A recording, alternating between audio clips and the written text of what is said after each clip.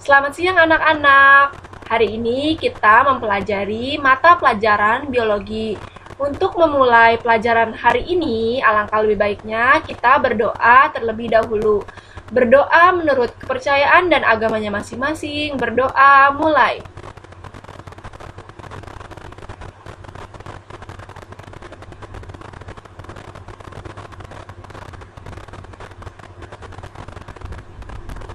Berdoa selesai. Oke anak-anak, silakan kalian keluarkan buku tulis dan juga alat tulisnya. Di sini Ibu akan memberikan poin-poin untuk materi keanekaragaman hayati. Jadi untuk kalian ditulis ya poin-poinnya dan juga apa yang Ibu jelaskan silakan kalian tulis. Karena ini bermanfaat untuk kalian dan juga ketika nanti ulangan. Baik, kita akan mulai materi kali ini untuk pertemuan pertama. Keanekaragaman hayati. Keanekaragaman hayati terdiri dari dua kata. Kata yang pertama yaitu keanekaragaman.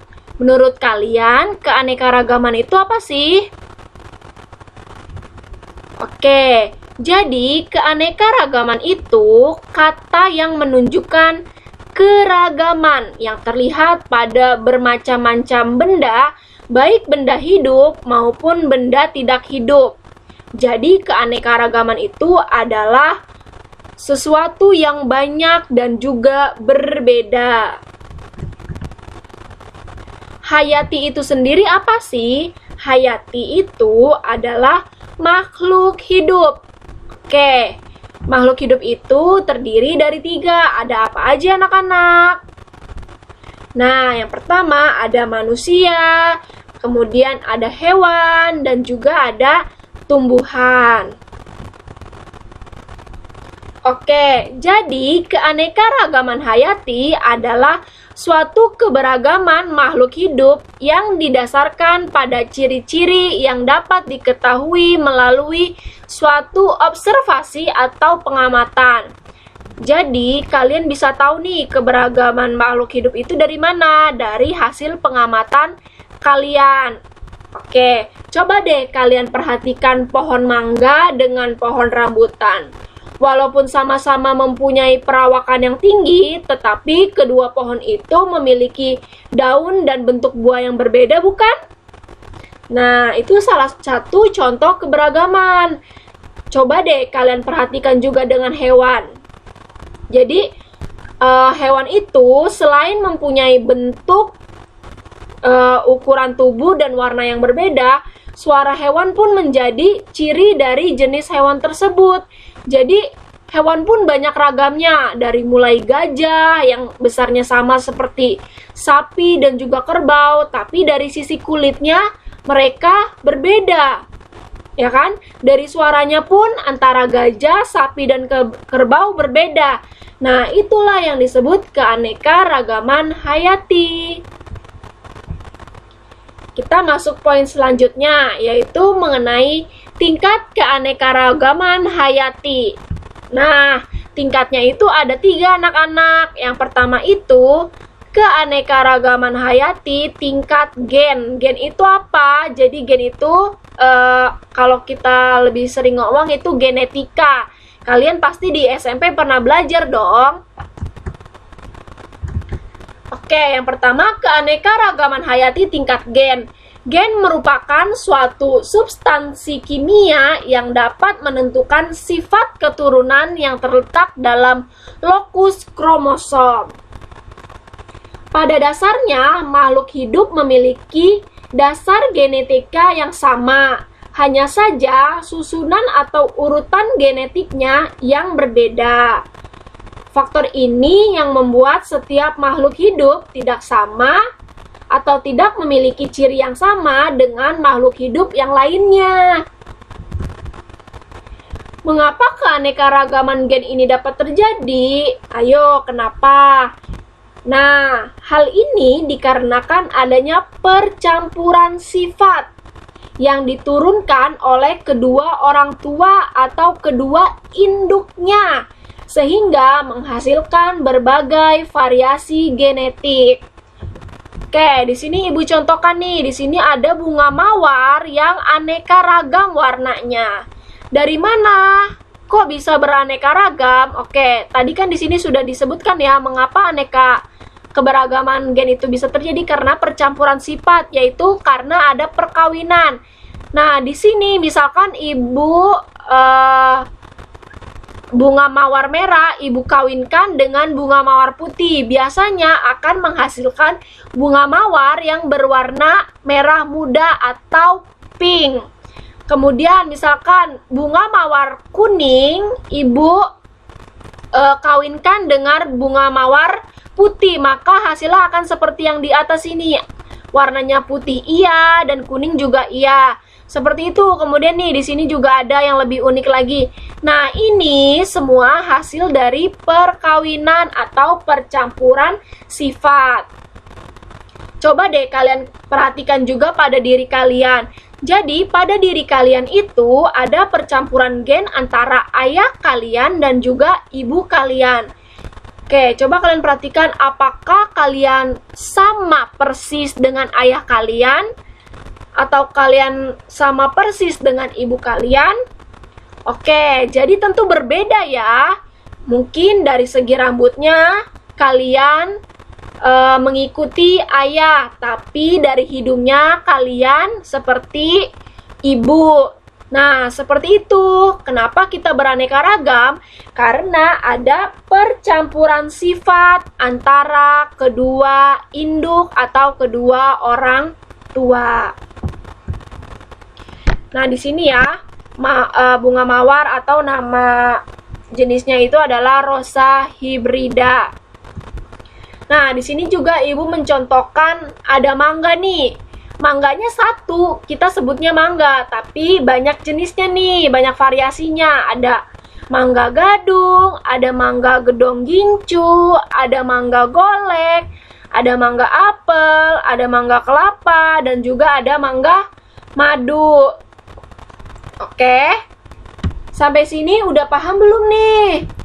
Jadi dapat disimpulkan keanekaragaman tingkat gen adalah kumpulan variasi atau perbedaan sifat dan penampilan individu-individu dalam satu varietas atau antar varietas dalam satu jenis. Oke, jadi dia itu satu jenis, yaitu jenisnya mangga, tapi varietasnya berbeda. Yang ini varietasnya gadung, yang ini varietasnya gedong gincu, dan seterusnya.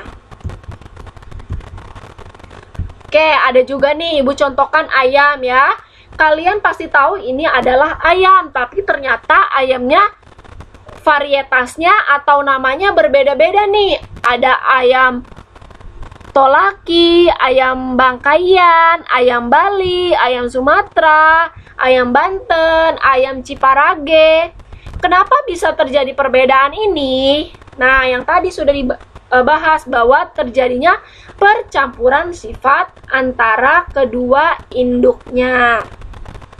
Jadi sudah paham ya mengenai keanekaragaman hayati tingkat gen?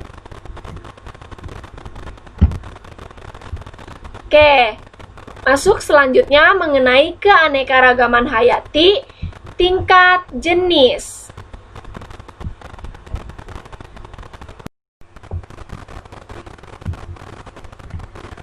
Keanekaragaman tingkat jenis adalah variasi atau perbedaan sifat dan penampilan individu-individu yang berbeda jenis tetapi masih dalam satu family atau keluarga.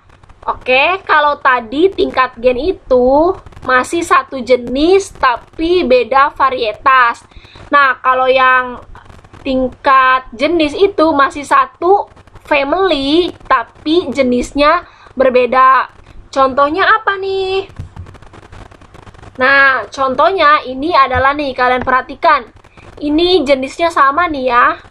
Mirip semua walaupun yang satu harimau, yang satu macan, dan yang satu kucing. Nah, tapi ketiga ini itu masih satu family atau masih satu keluarga, yaitu namanya Falidae. Oke, jadi si harimau, macan, dan kucing itu termasuk ke family Falidae. Tetapi jenisnya atau spesiesnya itu berbeda. Kalau harimau itu jenisnya namanya Panthera tigris. Sedangkan kalau macan itu dari jenis Panthera pardus. Sedangkan kucing dia dari jenis Felicatus. Ya, ingat ya bahwa keanekaragaman tingkat jenis ini dia itu satu family tapi berbeda spesies. Oke, ada juga nih contohnya. Ini ada pohon kelapa, pohon lontar, pohon aren, pohon pinang. Kalau kalian amati, ini pohonnya hampir sama. Ya, pohonnya hampir sama. Kenapa hampir sama? Karena dia masih satu keluarga, yaitu dari suku pinang-pinangan atau dari Arecaceae. Oke, ini bacanya Arecaceae. Nah, kalau pohon kelapa, dia dari jenis atau spesies namanya Cocos nucifera. Kemudian kalau lontar itu nama spesies atau nama jenisnya itu dia dari Borassus flabeofiler.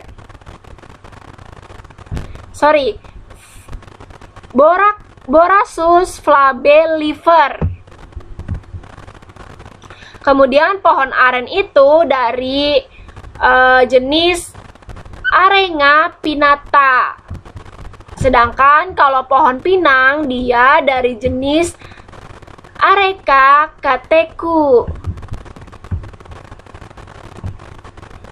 Oke, sampai sini ada yang ditanyakan untuk keanekaragaman hayati tingkat jenis?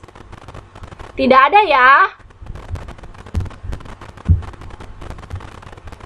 Oke, sekarang kita masuk yang ketiga, yaitu keanekaragaman hayati tingkat ekosistem. Ekosistem adalah hubungan timbal balik antara makhluk hidup dengan lingkungan tempat hidupnya. Oke, lingkungan hidup melibatkan interaksi antar komponen biotik dan komponen abiotik.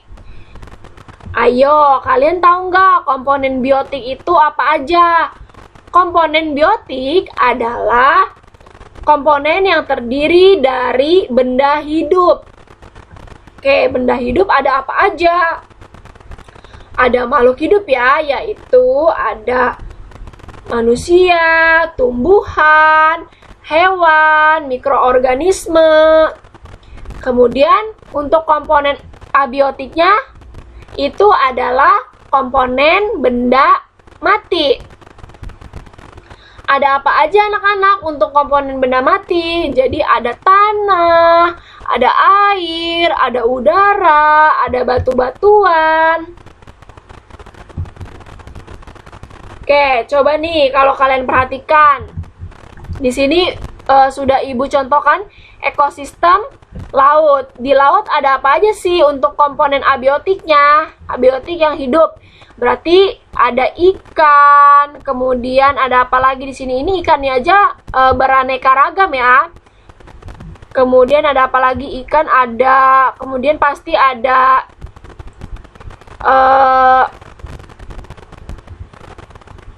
kura-kura ya kan. Kemudian ada apa lagi selain ikan jenisnya? Kemudian ada ubur-ubur ya kan kalau di laut itu. Terus untuk komponen abiotiknya di laut ada apa aja? Abiotik itu mati, berarti di sini nih mati nih. Ada batu karang, ada air, apalagi yang ada mati di situ. Jadi ingat ya, untuk abiotik adalah untuk benda mati. Kemudian di sini Ibu contohkan lagi ekosistem danau nih. Nah, di danau ada apa aja? Untuk untuk komponen biotiknya di sini ada rusa, ada katak, ada kura-kura, ada ikan, ada capung, ya kan? Di sini ada lebah, ya kan? Ada kumbang, ada burung, ada sapi. Terus abiotiknya juga ada tumbuhan, ada bunga, ya kan? Ada rumput, ada teratai. Itu banyak sekali komponen biotiknya. Kemudian untuk abiotiknya apa nih? Di sini ada air, ada udara, ada kelembapan itu dari panas matahari. Kemudian ada di sini nih, ini kan mati nih, ada batang pohon yang telah mati. Ayo, ada apa lagi? Udah ya.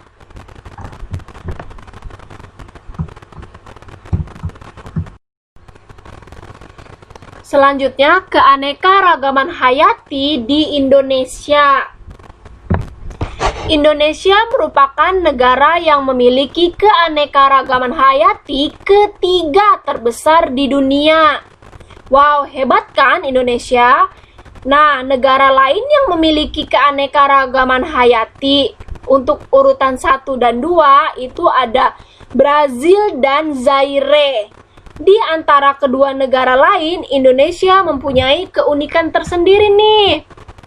Ya, jadi Indonesia memiliki keunikan tersendiri. Hal ini disebabkan oleh tumbuhan atau flora di Indonesia ini merupakan bagian geografis Indo-Malay. Jadi, tumbuhan yang tumbuh di Indonesia ini merupakan bagian dari geografis Indonesia dan juga dari Malaysia, makanya disebut bagian geografis Indo-Malay. Jadi ada kombinasi nih antara Indonesia dan juga Malaysia untuk dari tumbuhannya. Kemudian hewan di Indonesia memiliki tipe oriental.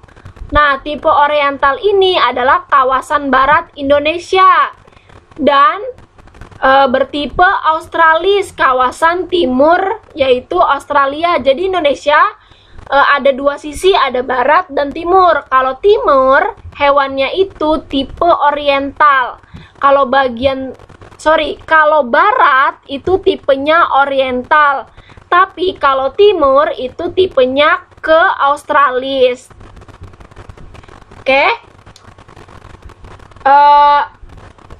Jumlah perkiraan flora dan fauna di Indonesia itu sekitar 300 jenis hewan menyusui. Kemudian 7.500 jenis burung. 2.000 jenis reptil. 25.000 jenis tumbuhan biji. 1.250 jenis tumbuhan paku-pakuan. 7.500 jenis lumut. 7.800 jenis ganggang. 72.000 jenis jamur. Serta 300 jenis bakteri dan ganggang hijau biru. Dari data yang telah Ibu sebutkan tadi, hal tersebut membuktikan bahwa tingkat keanekaragaman hayati di Indonesia sangatlah tinggi. Selain itu, di Indonesia juga banyak terdapat tumbuhan dan hewan endemik.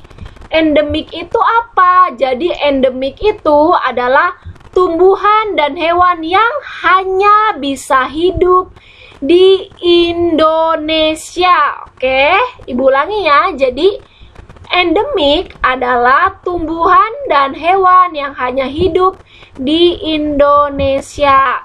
Contohnya apa? Contohnya di sini ada Tarsius. Tarsius ini hanya bisa hidup di Sulawesi. Jadi kalian tidak akan atau kemungkinan kecil bisa melihat ini selain di Pulau Sulawesi. Yang kedua, ada burung jalak Bali yang tentunya dia akan hidup di Pulau Bali. Kemudian yang ketiga, ada komodo nih. Komodo ini biasanya hidup di Pulau Komodo. Jadi kalian tidak akan menemukan komodo di Sumatera, tidak akan, karena komodo bisa hidupnya di Pulau Komodo.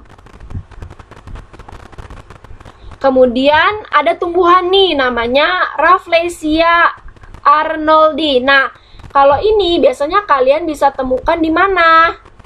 Ini kalian bisa temukan biasanya banyaknya dia di Pulau Sumatera, terutama di Bengkulu. Nih, ini banyaknya di Bengkulu. Nah, ini merupakan bunga terbesar di dunia karena diameter bunganya lebih dari 1 meter. Oke. Sekian pertemuan kali ini. Bila ada yang kurang jelas, kalian boleh tanyakan Ibu melalui grup WhatsApp. Ibu akhiri pertemuan kali ini. Selamat siang.